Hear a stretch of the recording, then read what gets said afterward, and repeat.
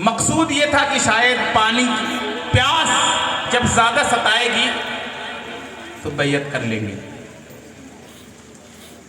یہ حکومتوں کا نشہ بھی بہت برا ہوتا ہے. کھانا نہیں دیا جائے، پانی بند کر دیا جائے، 1 دن گیا، 2 دن گیا، 8 تاریخ کا گزر گیا، 9 تاریخ آ گئی، اور ادھر فوجی تعداد بڑھتے 22,000 ہو گئی ہے. عاشور کی رات آ گئی. امام علی مقام نے کہا رات کے 2 حصے کر دیے جائیں، آدھے میں تلاوت کیا جائے اور آدھے میں نوافل پڑھی جائے. گویا امام علی مقام رضی اللہ تعالیٰ عنہ نے پورے صبر و استقلال کا پہاڑ بن کر زمانے کے سامنے یہ دکھا دیا کہ طاقت لاکھوں کی کیوں نہ ہو، مگر جان ہے تو ایمان سے سمجھوتا نہیں ہوگا. جان ہے تو اسلام کا پرچم نیچے نہیں آنے دیں گے. بے شک. اور کربلا اس پیغام کو دنیا میں عام کرنے کے لیے ہی بیان کی جاتی ہے. کربلا مظلومیت کا نام نہیں تھا. اگر امام مظلوم اور مجبور ہوتے ہیں تو جناب مجبور تو ویسا ہوتا ہے نا جیسے ہم مجبور ہیں.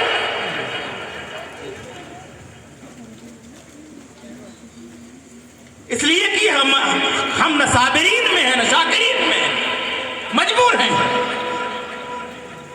جو قانون لگتے جائے گا اس قانون کو فالو کرتے چلو. وہ مجبور نہیں تھے اور ڈرنے والے بھی نہیں تھے. جان آفرین کے حوالے کر دیں گے مگر اسلام اور ایمان پر کسی بھی طریقے کا سمجھوتا نہیں کریں گے. امام یہی پیغام دینا چاہ رہے تھے. کربلا کی سرزمین پہ ان خونی منظرنامے کو اگر آپ دیکھیں گے، جس کی گفتگو انشاءاللہ میں کل سے شروع کروں گا. وجہ یہ کہ آج ایسے بھی 11:50 ہو گیا ہے. سلام دعا ہوتے ہوئے کل آپ کو کچھ دیر تک پروگرام سننا رہے گا. تو آج میں نے اس لیے اس کو شارٹ کر دیا کہ اس میں بہت سارے ایسے نکات، بہت سارے ایسی پوائنٹ جو کربلا کے حوالے سے بیان کرنی ہے مجھے. یہاں میں اس سفر کو شارٹ کٹ کر کے اس لیے کہ 6ٹھی شب آج ہو گئی تھی اور آپ ہر سال اس سفر کے رودات کو سنتے چلے آئے ہیں. اس ضمن میں بہت ساری ایسی چیزیں ہیں جو موجودہ دور کے اعتبار سے انسان کو الگ رنگ میں پلائی اور ڈھلائی کر رہی ہے. تو ان چیزوں کو بھی دیکھنے کی ضرورت ہے. یہ بھی دیکھنا ہے کہ کربلا پیغام کی شکل میں کیا ہے، پیغام فلسفے کی شکل میں کیا ہے، کربلا حقیقت کیا ہے. ان تمام چیزوں کو دیکھا جائے. یہاں اس بات کا ہے کہ کربلا میں بہت ساری باتیں آتی ہیں. یہاں یہ بات ہے کہ امام علی مقام رضی اللہ تعالیٰ عنہ جب کوفہ کی سرزمین پہ نہیں پہنچے تو وہ کوفی تو آ جاتے. انہیں تو معلوم تھا، جو خط بھیج رہے تھے انہیں تو امام کے ساتھ آ جانا چاہیے تھا. عبید اللہ بن زیاد کی زیادتیاں کوفہ میں ہو رہی تھیں، وہاں سے آنے کے بعد تو ادھر آ جانا چاہیے تھا. امام کے ساتھ کھڑے ہو جاتے. اس وقت میں بھی پلٹ آتے جب ان کا ایک شیر سینکڑوں پہ بھاری پڑ رہا تھا، تب پلٹ کے آ جاتے. لیکن نہیں، جن کا مقدر جہنم بننا تھا وہ ادھر کہاں آنے والے تھے. اور جنہیں جام شہادت نوش کرنا تھا. دنیا کی تاریخ میں بہت بڑے قائدین آئے ہوں گے، بہت لیڈر آئے ہوں گے، بہت رہنما آئے ہوں گے، بہت سارے دنیا کے اندر دھرم کے پرچارک آئے ہوں گے، لیکن جس دین متین کو پیغمبر آخر الزمان لے کر آئے ہیں، اس دین ایسا دین لانے والا کوئی نہیں ہوگا کہ اپنے خاندان کو قربان کر رہے ہیں. دنیا کی حکومتیں، دنیا کے لیڈر اپنے اقتدار کے لیے اپنی قوم کو کٹوا دیتے ہیں. نبی کا گھرانہ ہے، قوم کو بچانے کے لیے اپنے گھر کو کٹا رہا ہے. بے شک بے شک. یہ تاریخ ہے. پیغمبر اسلام صلی اللہ علیہ وسلم نے دنیا میں جب بھی ایسے کوئی قانون بنائے جیسے نظام زکوٰۃ کو بنایا انسان کی مالی امداد کے لیے، کہ غریب ہے، مفلس ہے، خط افلاس سے نیچے ہے، تو آپ اپنی 2.5% رقم اکٹھا کر کے ایک شخص کو دے دیں تو وہ خود کفیل ہو جائے، اس کے کچھ بڑے کام نکل آئیں۔ یعنی اگر کسی کو اللہ نے زیادہ دیا ہے اور کسی کو کم دیا ہے تو بیلنس برابر کرنے کا ایک نظام قائم کیا۔ لیکن پیغمبر نے جہاں یہ نظام قائم کیا وہیں یہ حکم لگا دیا کہ میری آل سے جو ہوں گے، میرے خون سے جو ہوں گے، وہ زکوٰۃ دیں گے تو اگر صاحب حیثیت ہیں، مگر لیں گے نہیں۔ کیوں؟ اس لیے کہ دنیا کے کھلے ہوئے منہ کو ہمیشہ کے لیے بند کرنا تھا، ورنہ یہ جملہ کہنے میں 1 منٹ نہیں لگتی کہ پیغمبر نے 2.5% کا جو نظام نکالا، آج پوری دنیا میں ان کا خاندان بیٹھ کے چین سے کھا رہا ہے۔ دروازہ بند کر دیا۔ بتائیں یہ دوسروں کی کیا بات ہے؟ یہ کلمہ پڑھنے والے جنہیں نبی کو پیٹھ پیچھے کی خبر نہیں ہے، جب ان کو یہ کہنے میں تردد نہیں ہوتا نماز میں نبی کے خیال سے نماز نہیں ہوگی، یہ کہنے سے بعد نہیں آتے، ایسے افراد تو یہ کہنے میں کتنا ٹائم لگتا کہ نبی نے زکوٰۃ کا نظام اس لیے بنایا تھا کہ میں نے ان کو دین دیا ہے جس کے عوض میں میری قوم کے لوگوں سے، میرے خاندان کے لوگ ٹیکس وصول کریں گے 2.5% اور چین سے بیٹھ کے کھائیں گے۔ تو پیغمبر نے پہلے ہی دروازہ بند کر دیا۔ ایسے ہی کربلا کی سرزمین بھی یہ پیغام دے رہی ہے، کربلا بھی یہ پیغام دے رہی ہے کہ جب اسلام پہ وقت آیا ہے تو نبی محترم صلی اللہ علیہ وسلم کے نواسے نے اس پرفتن وادی میں جہاں اپنے دوست حضرت حبیب بن مظاہر کو بلایا تھا، وہیں پہ چاہتے تو ایک بڑی فوج بھی بلا لیتے، لیکن آنن فانن میں فوج آتی، مد مقابل ٹکراؤ ہوتا، جانے جاتی امام علی مقام رضی اللہ تعالیٰ عنہ نے تو یہ اپنے نانا سے سن رکھا تھا کہ میرا مقدر جب شہادت ہی ہے تو وہ قوم کو کٹوانا نہیں چاہ رہے تھے، وہ یہ دنیا کو مزاج دینا چاہ رہے تھے۔ اے دنیا کے لوگوں، جب اسلام پہ وقت آیا ہے تو نبی کا خاندان اپنے خون سے سینچ رہا ہے۔ اور ایک بات ذہن میں رکھیں، ایک مثال میں آپ کو دینا چاہوں گا، ایک مثال آپ سمجھیں کہ جب کوئی مریض ہو اور کسی ماہر ڈاکٹر کے پاس جاتا ہے تو ڈاکٹر دیکھنے کے بعد ایک فیصلہ لیتا ہے کہ بلڈ کی کمی ہے تو چڑھانا پڑے گا، خون چڑھانا پڑے گا۔ اب خون چڑھانے کے لیے کرنا کیا ہوتا ہے؟ خون کتنا چڑھانا پڑے گا؟ پلس پوائنٹ تیزی سے مطلب اس کی گرتے جا رہی ہے تو خون کا فوری انتظام کیا جائے۔ ڈاکٹر صاحب کتنا انتظام کیا جائے؟ ابھی کچھ نہیں کہا جا سکتا، انتظام تو کرو۔ خون کتنی دیر چڑھے گا؟ خون اتنی دیر چڑھے گا جتنے میں مریض سنبھل جائے تب رک جائے گا، یا مریض مر جائے تب رک جائے گا۔ خون چڑھنا شروع ہوگا، یا تو اس کی حالت بحال ہو جائے تب خون چڑھانا بند کیا جائے گا، یا تو وہ دنیا سے چلا جائے تب بند کیا جائے گا۔ اب آپ اندازہ لگائیں، پیغمبر کا وہ نواسا کربلا کی سرزمین پہ اسلام کی نبض پہ ہاتھ رکھ دیا، دیکھا اسے خون کی ضرورت ہے،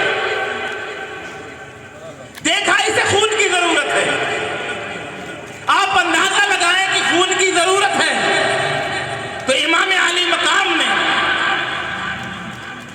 ڈیسیزن لیا کب کیسے ڈوز کی ضرورت ہے۔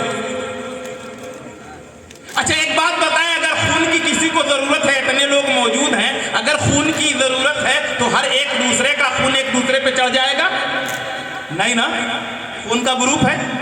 مثال کے طور پر میں بیان کر رہا ہوں اور گر جاؤں، اللہ نہ کرے، ایک مثال ہے، اگر گر جاؤں آپ میں سے ہر شخص محبت میں بھاگا ہوا ہاسپٹل لے کے جائے گا، اور جیسے ہی پہنچا فوراً اگر کہہ دے گا ڈاکٹر کہ ابھی انہیں خون کی ضرورت ہے تو مجھے امید ہے کہ ہر شخص کہے گا ڈاکٹر صاحب مجھ سے لے لیجئے، ڈاکٹر صاحب میرا لے لیجئے، ڈاکٹر صاحب میرا۔ یہ محبت ہوتی ہے انسان کی، جس کو بہت زیادہ چاہتا ہے اس کے لیے دینے کے لیے تیار ہو جاتا ہے۔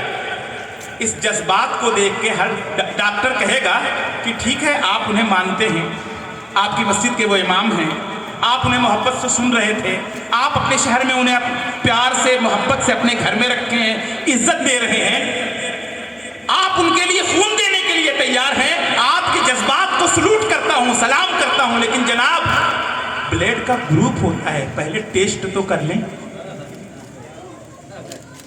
ٹیسٹ تو کر لیں.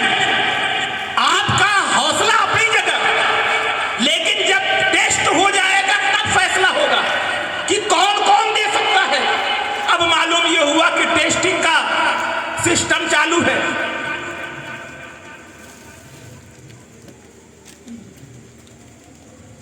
اتنے میں کسی نے بتایا کہ فلاں کا گروپ تو یہی ہے, تو اب اسے ٹیسٹ نہیں, خون کا گروپ نہیں بدلتا, گروپ نہیں بدلتا, اس کو بلا لیا جاتا ہے. حضرت امام علی مقام نے جب دیکھا کہ نبض تھم جائے گی, 22,000 جراثیم ہیں اسلام کی جڑوں کو کھوکھلا کرنے کے لیے, امام علی مقام نے دیکھا کہ اب وقت نہیں ہے, نظر اٹھائی تو ایک بلیڈ جو اسلام کے کام آنے والا تھا وہ اس خیمے میں نظر آیا. سب کو نہیں بلایا, ایک کو پہچان لیا کہ جو کام آنے والا ہے وہ غلطی سے وہاں ہے. امام علی مقام نے کہا علم مغیثی یغیثنا, ہے کوئی جو میری مدد کرے. سوال پیدا ہوتا ہے حسین آپ کو مدد چاہیے تھی تو سرنڈر کر جاتے, اب آپ 22,000 کے مقابل میں مدد کر مانگ رہے ہیں. امام شاید ذہن دے رہے تھے میں سے مراد اسلام ہوں, میں سے مراد حسین ابن علی نہیں. کیوں؟ شاید اسی بنیاد پہ یہ قصیدہ اور یہ ربائی اسی بنیاد پہ پڑھی گئی ہوگی. شاست حسین, بادشاہست حسین, دین است حسین, دین پناہ است حسین. تو گویا امام علی مقام یہ ذہن دے رہے ہیں ہے کوئی جو میری مدد کرے. امام وہاں دین کی آواز تھے, گویا جو دین میں معاونت کرے, اسلام کی مدد کرے. گروپ نے پہچان لیا, اب گروپ نے پہچان لیا, روکا اسی نے تھا. پلٹ کے آیا, دوڑ کے قدموں پہ گر گیا. حضور یہ حالات کا بنانے والا ماحول آپ کے لیے اتنا خراب کرنے والا میں بد نصیب ہوں, کیا میری معافی ہے؟ میری معافی ہے. آنے والا کون ہے؟ حر ہیں. آئے امام علی مقام کا ایک جملہ تھا, کہا جا تو جہنم سے آزاد ہے. امام علی مقام یہ بھی کہہ سکتے تھے کہ میں نے معاف کر دیا. امام علی مقام یہ کہہ سکتے تھے نا کہ ہاں میں نے معاف کر دیا. لیکن امام علی مقام نے یہ کہا کہ تو جہنم سے آزاد ہے. ذرا اندازہ لگائیں, جہنم سے آزادی کا پروانہ وہی دے سکتا ہے جو جہنم سے بچا بھی سکتا ہے, جنت میں لے جا بھی. سبحان اللہ, سبحان اللہ, اللہ اکبر, یا رسول اللہ. امام علی مقام نے میسج دیا کہ یہ گارنٹی وہی لے سکتا ہے. گویا کربلا میں امام جیسے ہی حر نے کہا کہ کیا میری غلطی معافی ہو سکتی ہے, امام علی مقام کہہ دیتے ہاں میں نے معاف کیا, تو حر کے دل میں اطمینان نہیں ہوتا, معاف تو کر دیا ہے, پتہ نہیں سزا کتنی جھیلنی پڑے گی. امام نے کہا جہنم سے آزاد ہے, گویا ڈائریکٹ تو جنت کا حقدار بنے گا. آپ اندازہ لگائیں, جو 5,000 کی ٹکڑی کا کمانڈر تھا, مد مقابل بڑا مضبوط چن کے بھیجا تھا, وہ کڑیل جوان ادھر آیا. امام علی مقام نے سب سے پہلے مضبوط ڈوز کی ضرورت تھی. آنے کے بعد جیسے ہی کہا, امام کی زبان اس خون حسینی کا جو رنگ ٹیلی کر رہا تھا, اسلام سے ٹیلی کرنے والا خون پہچان لیا تھا اس کوڈ ورڈ کو. اب اجازت مانگ کے کہہ رہا ہے مجھے کارزار میں جانے دیا جائے. بے شک بے شک. میدان کارزار میں حضرت حور بنت ہی میدان کارزار میں نکل رہی ہیں. یزیدیوں کے تو فاختے اڑ گئے کہ یہ کیا ہوا، ہمارا ہی آدمی ادھر چلا گیا. لیکن ان میں سے 22,000 نے نہیں پہچانا. 22,000 نے نہیں پہچانا. پہچانا ایک تو یہ ہوتی ہے گروپ کی چیکنگ کے لیے بلیڈ نکال کے نہیں چیک کرنا تھا، زبان حسینی سے ایک جملہ نکلنا تھا، 22,000 کا بلیڈ فوراً سامنے آ گیا.